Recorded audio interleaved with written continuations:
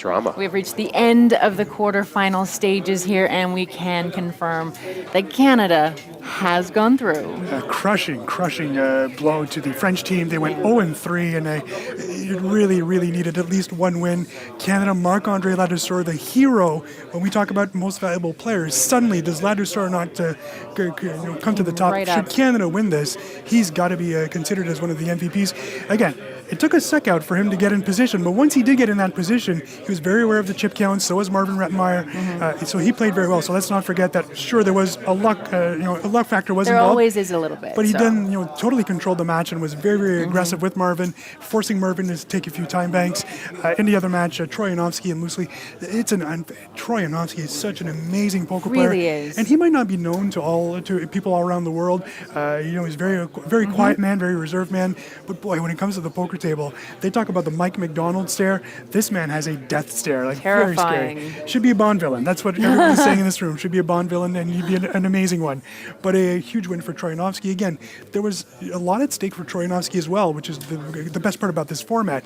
Had it just gone between France or Russia, whoever wins goes through, then there's a little hanky-panky, and Troy Janowski doesn't care. But he cares because 17,000 extra chips will go to Team Russia in the next round, and Team Russia's had a really good round here. So they're suddenly saying, we're trying to get the official chip counts now, but the Team Russia's going to have a really big stack at this next round. Team Germany as well. We know about Team USA. So there was a tons on the line for Troy Janowski as well. So let's not think that this was a nothing match and it was just a coin flip for him. He needed those extra chips and he got it for the country. So unfortunately for France, the story of Patrick Borel was the big story in day one. Yeah, let's look back at Team France as well. And because, there have been some great plays out of them. And there are some great players on that team. Clearly, they're one of the top nations in the world for poker. There's also going to be, I believe there's going to be some sort of controversy in France. The selection of the team. Again, I'm not the one to judge. I'm not an expert when it comes to that. I'm an expert when it comes to the rankings. But what I can tell you is Erwan Pêcheur especially is a very solid tournament player. He won the GPI Challenger Cup for events under 2K. Now that may have gone against him in the fact that he might not have that big game experience, and Loosely does have that experience having been at the main event. So there's all that. And Loosely is also a very accomplished cash game player, high stakes cash game player online. So those things do come into play. Again, I'm not saying that. Of course, Elke is an obvious pick. The team should have done that. Tedeschi really had a tough time yesterday. Maybe that was where the French went wrong. Again, we'll never know because Loosely played very well, but Troy Janowski just had the cards at the right time. Loosely was in with the best hand at the end, and Troy Janowski flopped a trip king. So nothing you can do about that. But just a valiant effort.